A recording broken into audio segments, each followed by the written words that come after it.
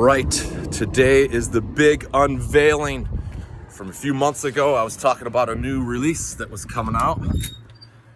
And so I have to come down here to Hell's to grab the new release. Stranger. Yep, with a special guest here in a second. But the new release, the Crucified Mortals Nunslaughter Live in Poland split that we talked about a few months ago. So I'm here to deliver on that promise of showing it off, because you marked the calendar and you were expecting this. So where are those copies, J Dawg? Yeah, J Dawg here. Yeah, so they told me to show them down, and because Reek sent us the copies, our stock, so we get all the Reek stock. Did a few other boots that we got at the same time. We got this fucking killer ass Death Live demo that your poser ass definitely don't own. No. A couple others. He actually sent us he said to give you your copies. Yeah. And I sent some of these to Seth. He's like, it's funny because I did an interview with Seth from Severe Torture and Saturnian. I was like, oh shit, dude, you fucking know the guy. He's like, I did this and had this plan. He's like, can you just send him some copies? I was like, yeah, just cover our postage. Yeah. You know what I mean? But I sent him like 5 copies, 150 of these fucking made. Taking a dump. Shit with Christ, goddammit. But yeah, it sounds fucking awesome. So I sent him his, and then he gave us yours, the Nunslaughter. But you knew about it because contact, and you had the audios for both sets. And this is on a gatefold cover. See, this is the chat I was hoping for. I'm sick of talking about myself. Yeah. Look at that guy. I know. He's looking grim back then. Now he's looking younger than ever. I suppose I'm looking older than ever. Hey, I'll take it. I get older, he gets younger. But yeah, it's pretty fucking cool the way it's set up, because each band has their own panel. Yeah. And then because the front back Polish flag then skiing. Yeah. Then but live you Poland. could tell, like, so because I was talking about it because I asked you the backstory on this. Oh, this came out. I was like, oh, this sounds fucking great. You had the audios, and I did a video for my channel. It just hasn't gone up yet. Where I was talking about it. Basically, you could break it down. But what I told him is, yeah, it was the only time CM's played overseas is all, and because Sebastian's from Poland, you and Zach were in Nunslaughter at the same time. You're going to Poland. Oh, yeah. Fuck. This one guy's got to fly out there, and it's the both sets from the Polish show. The only time CM's played overseas. So you can elaborate. That's the info I know that you told me. Well, that guy right there, Sebastian. Yeah. From Poland. He moved here when he was like 16, right? Yeah, something like that. Because otherwise, yeah, you got me and you got Zach in that iteration of Nunslaughter, so we were already there doing the European tour with the Sathanists from Pittsburgh. And then this was a festival called Death Dealers. So that's what that was the whole set then. It was CM, Sathanists, and Nunslaughter. No, because it was a fest. So it was like... But that was the tour. Oh, that was... No, the tour was Sathanists and Nunslaughter, because then... Oh, because CM just played the one show. Yeah. Because then, the Sebastian, I'm from Poland aspect of like, hey, we're going to be in Poland playing this fest. Like, maybe I could, ask the guy if like we could do it then a double bill as far as me and Zach. Yeah, and then, cool. And then I think he was already kind of like going out there for some reason. Because it's like, what is it, 2009? Yeah, that sounds about right. This is on here somewhere. 09, yeah, March 2000. Yeah, so fuck. Some of these kids weren't even born yet. I guess not. And that's how old it is, and that's why I'm glad you're talking about it, because that's how much I've been talking about it, and I'm sick of talking about the same damn thing. Because it came out on cassette then years ago, but not the Nunslaughter one, so that's new. Having that audio out there, because then when back in the Heavy Metal Relics days, like the first episode, I had a stack of tapes.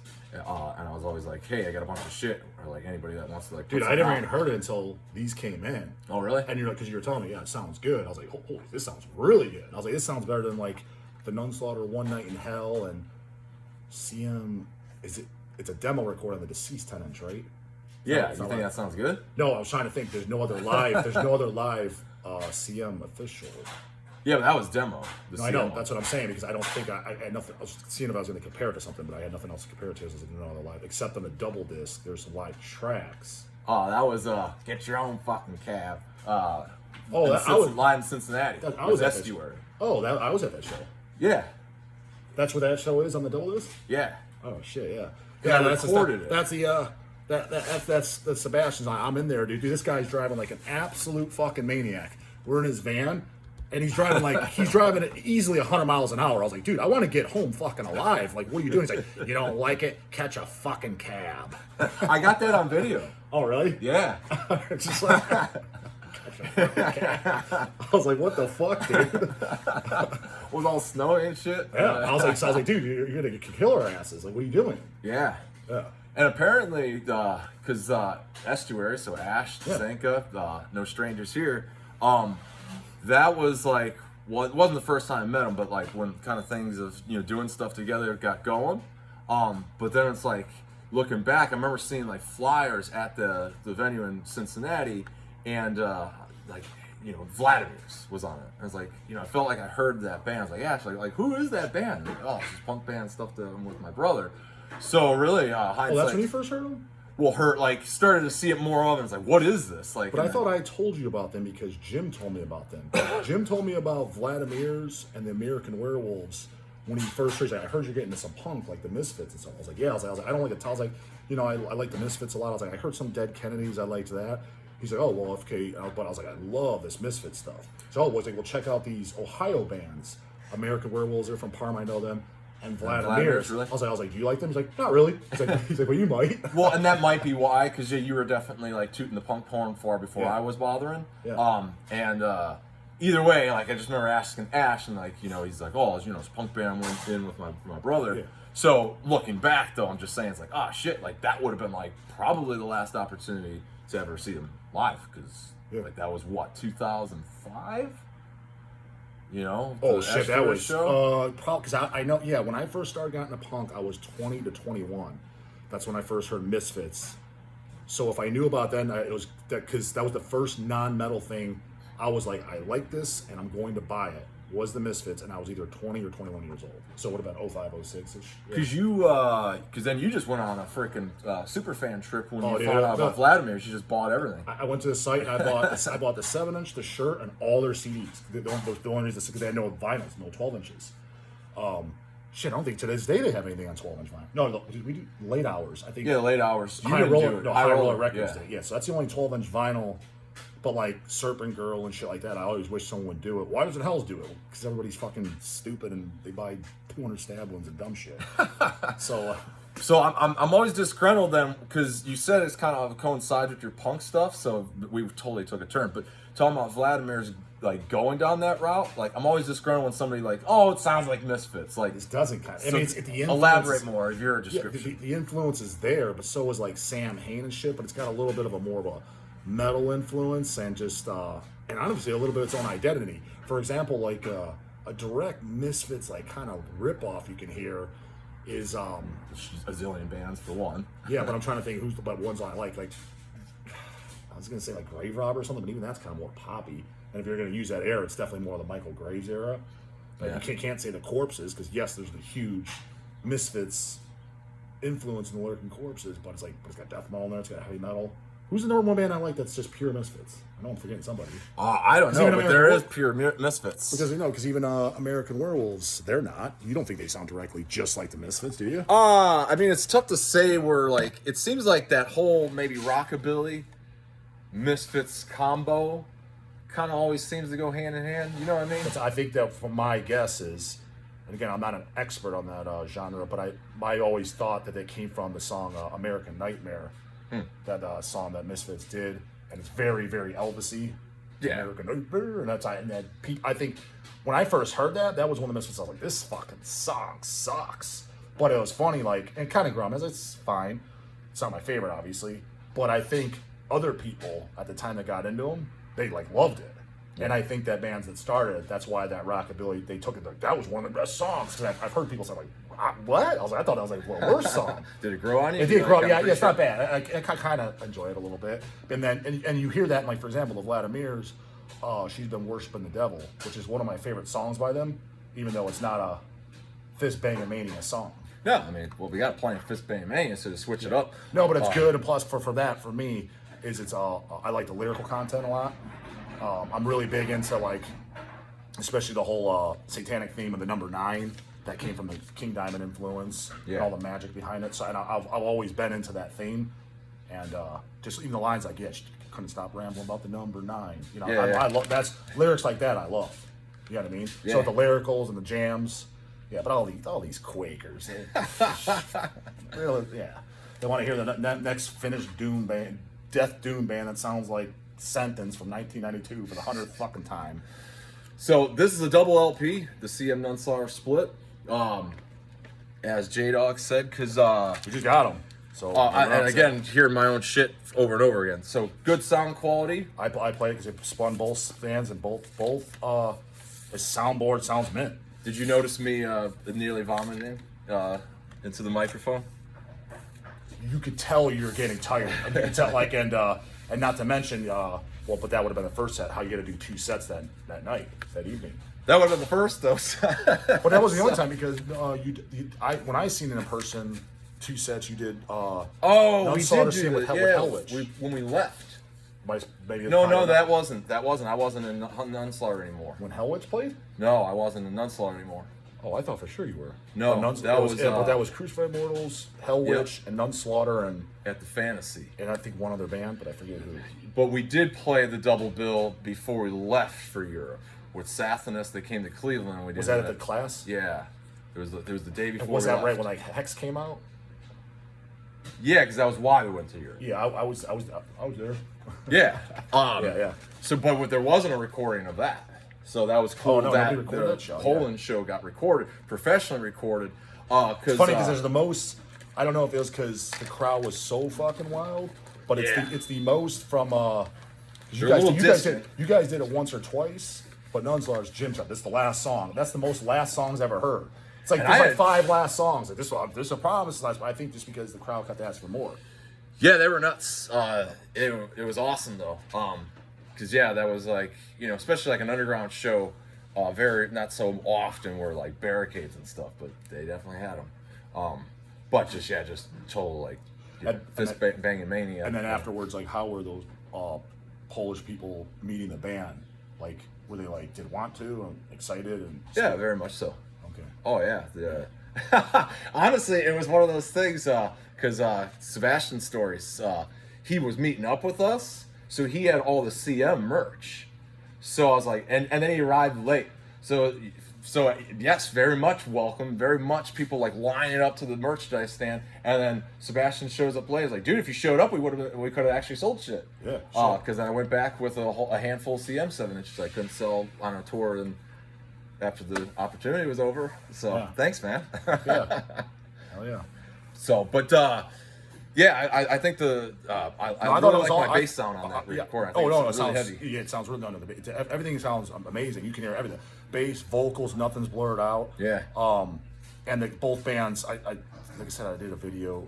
It's cool how both bands, and I think you kind of got that influence from Jim and Don and Nunslaughter, or maybe you just thought it was cool like I always did, is you try to do the stage banner as well. Because I talk about stage band, like instead of just like the next song is Reaper's Blade. Well, how do you go from to hi guys? No, but most bands, if they don't do hi guys, they don't say anything. Next song is or it's fucking the Tish. The next song is. Well, that was actually the last show that you're talking about, the last CM show ever that happened, the Fantasy one. It went from saying nothing then and putting the sound effects and shit. Because Zach was what we do. Kinda, yeah.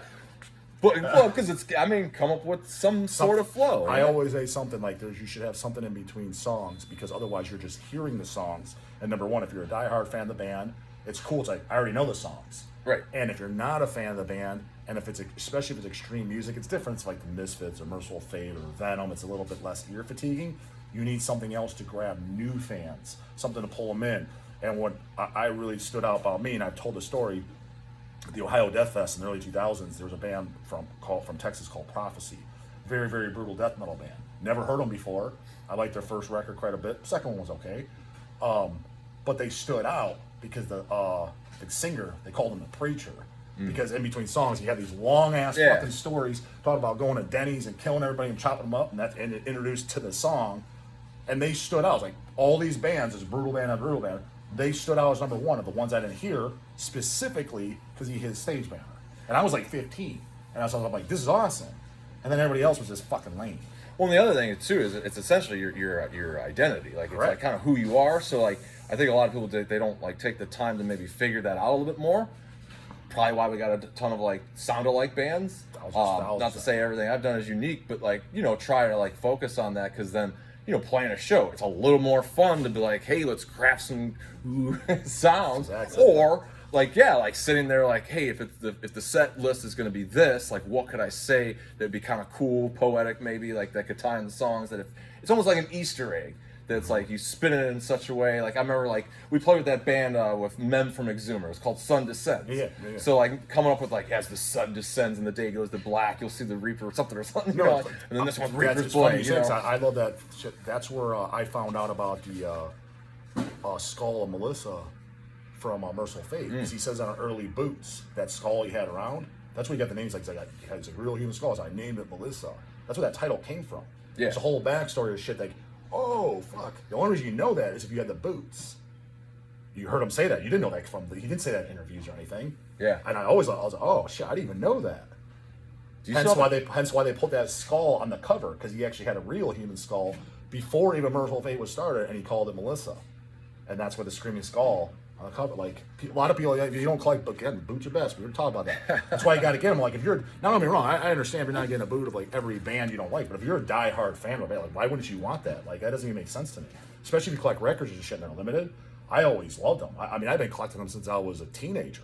In fact, I've said it on my channel before. The reason I started buying vinyl, the main thing that interested me, the first LP I bought, I've said it, was Dying Fetus, Grotesque Impalement, 12-inch maxi LP. Because I decided right there I was going to buy it at the show and get signed by all guys. But it was in the back of my mind a full year. I want to start buying vinyl. And the reason I want to start buying vinyl is because seeing on eBay, specifically these two bands, Carcass and Merciful Fate, I'd go on eBay and there's all these bootleg records. I was like, I don't have that. I was like, oh, that looks cool as fuck. I was like, fuck, I want that. I was like, but I won't be able to listen to it because I don't have a record player. I was like, I'm going to start buying records, save for a record player and buy a record to buy, because I specifically wanted the bootlegs, but when Dying Fetus was there, they're all there at the stand. So that'd be cool to have the 12-inch, had them all sign it. I have this, so I was like, let me start my record collection here. That's why they're here. But my main incentive of why I decided I want to buy vinyl records was bootleg LPs. I was like, they don't exist on CD. Well, especially nowadays, because albums and stuff, the exclusivity. So, but and I want every CM bootleg. So far, I do not have every CM bootleg, because there's a boot patch. There's a boot patch, and I just found out there is a bootleg made on demand, because it's from this Brazilian place, a onesie. What the fuck's a onesie? Like, would you put your baby in? And it's a CM? Yep. What's the design? The logo. With the Nosferatu logo. And there's some in Brazil? Yeah. Oh shit! No, I didn't know. Yeah. That. So I thought about. I remember the patches, because you said, you're like, oh, sure, there's a bootleg CM patch. But I think he sent you some, didn't he? Nope.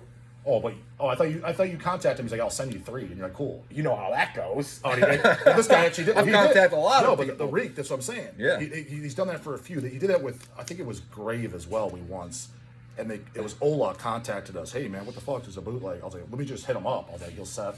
And I was like, yeah, you send some.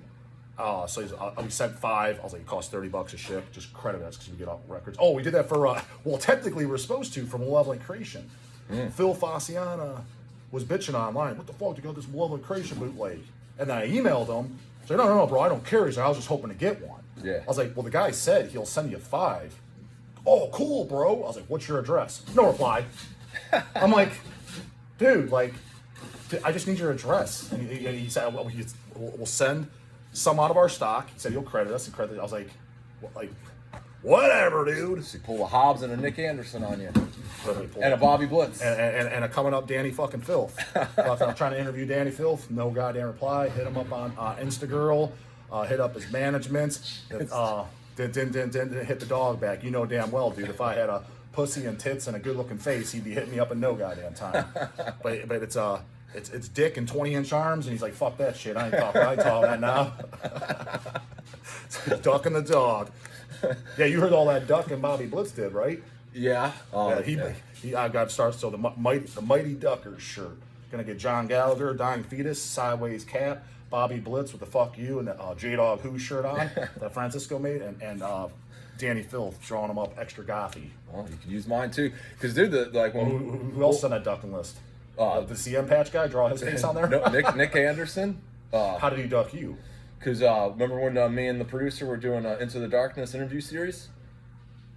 Oh, well, but did he duck you or just never? We had him booked. It was day of. That's a value. We were sitting in the chairs getting sound tests. Dude, What? Dude, that was me with Bobby Blitz. Like, I was at the Agora set. Banging on the door. It was set at 1 p.m., dude. I was Al Bundy style waiting for the pizza that Peggy never ordered.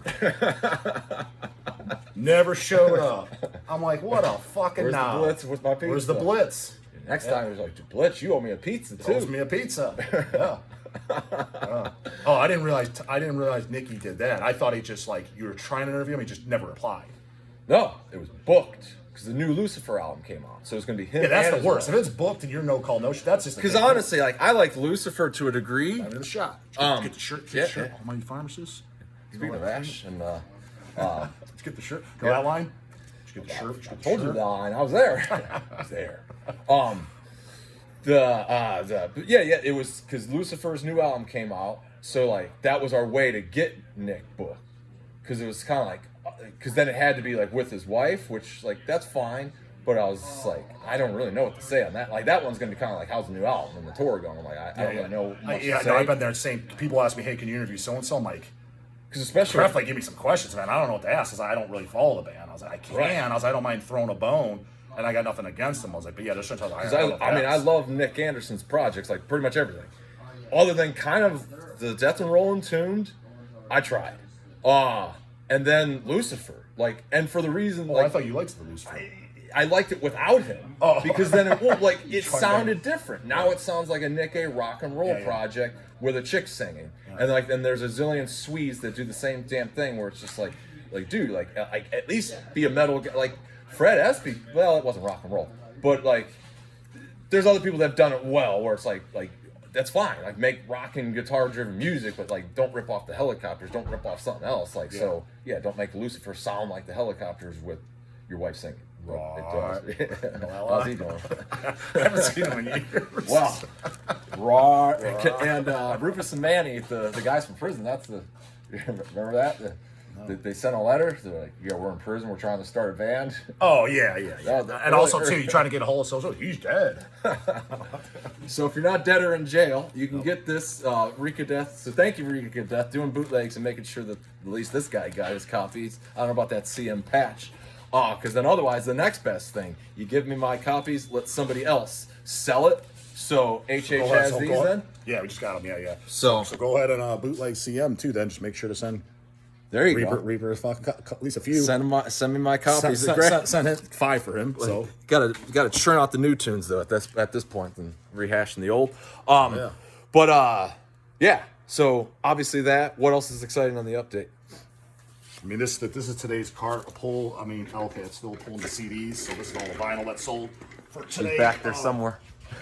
Yeah. I mean, you can't go wrong with Deicide always. That we got in the same pack. All kinds of good goddamn shit. Stroke 6 came in the same pack. Only got a handful of those, so those will probably, by the time they see this video, these destroyers will probably be gone or damn close to it. So we only got like 25, 30 of them or something. Hey, you find out about new shit in some way, shape, and form. As far as what's good on the cart to me, I mean, of course, these goddamn Mortal case set up by the Dawg. We only got like 25 left out of 1,000 in just 2 months. Took 5 years to come out, but goddamn. You got the Nun, Devil's Conjuries. I'm gonna say like that. What else is on here? Like, oh, look at this. Looking for these homeboys better not duck me. Bewitched. Oh yeah. At, Satanic Heavy Metal. Yeah, Satanic Heavy Metal. I mean, this album's great, but my favorite is At the Gates of Hell, their third record. So Bewitched, I'm coming for you, homeboys. OGs only. I don't want newbie hoagies. OGs at the Metal Threat. Looking to interview you. Don't duck the Dog Blitz style, but you might. Because I'll be at Metal Threat in Chicago. You'll be on the Mighty Ducks shirt, right? Yeah, you'll be on that Ducker shirt. Mighty Duckers. Ducking that goddamn dog. Of course, we got the Tish, Chainsaw. Those are official. Of course, Hell's pressings were better, but those are still good. Like I said, an awesome Severe Torture. Sweet. Severe Torture. And there's some hoagie shit on here I never heard of. But yeah, I mean, that's pretty much the good shit as far as vinyl. Like I said, Lindsay's still pulling the CDs. But this was Friday's fucking pull for vinyl to give you an idea. So yeah, people just working and shit. Cool. Business as usual. Well, then there you go. You got the official unbox update. So get it at Hell's Headbangers. And yeah, I'll talk to you next time.